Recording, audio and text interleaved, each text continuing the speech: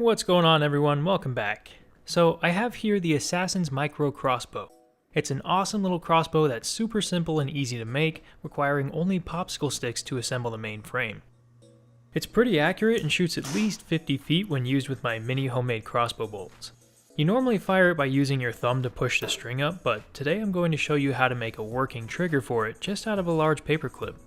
Having a trigger seems to make it more accurate and even maybe more powerful. Plus, it's a lot more fun to shoot it this way. Unfortunately, I wasn't the creator of this epic micro crossbow. The tutorial was originally made by the King of Random, so be sure to head over there to make yourself a crossbow frame if you haven't made this project yet. But only build the frame, don't glue on the prod until after we're done here. Alright, once you've got a crossbow frame, grab a rotary tool or a small hand drill and a drill bit around 1mm in diameter.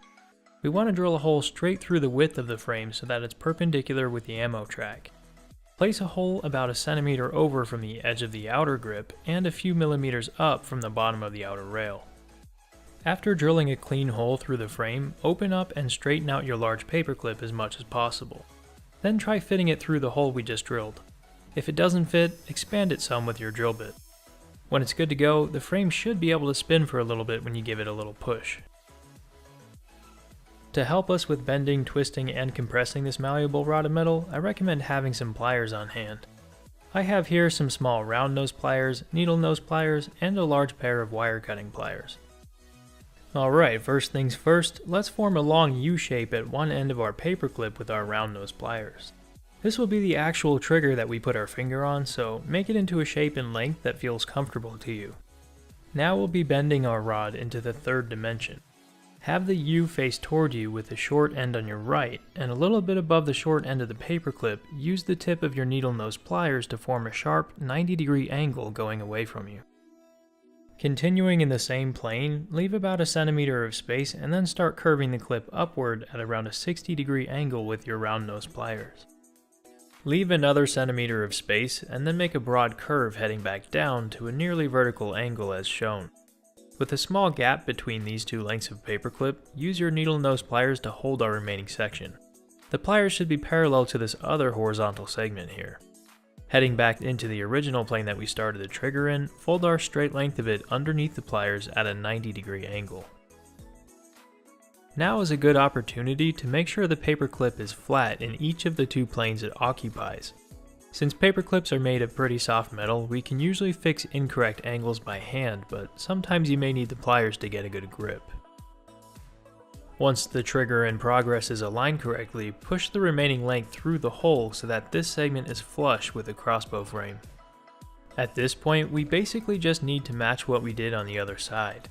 While putting pressure on the clip so that it remains in contact with the frame, use your needle nose pliers to make as sharp of a bend as possible, matching the angle of the other side. Then use your large pliers to flatten the bend. From there, hold the clip in place and use your round nose pliers to try to match the curve on the opposite side. Pushing or pulling the trigger may help you see how you need to bend it.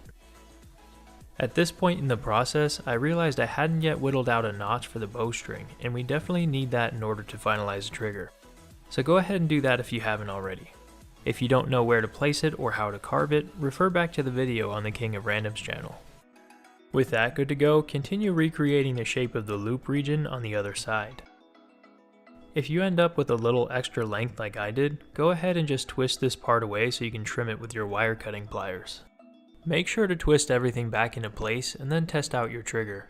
If it's a little too hard to pull, check for areas that may be too tight against the frame and then use some pliers to correct it. With the trigger finished, go ahead and attach your crossbow prod according to the King of Random's video.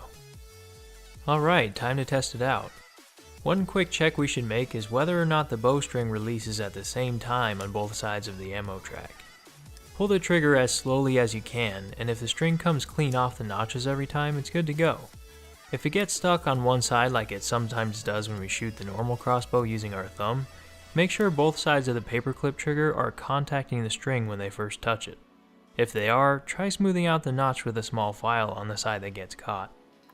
Loading our micro crossbow with a mini bolt, it still fires off perfectly every time, and it's really fun to shoot even at this short range.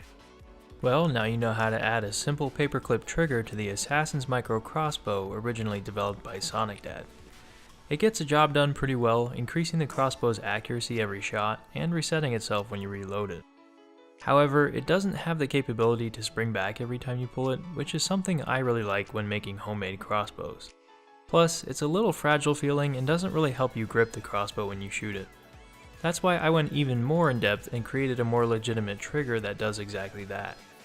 That'll be in next week's video, so be sure to stay tuned and hit that subscribe button if you haven't already. Thanks for watching, I'll see you next Friday.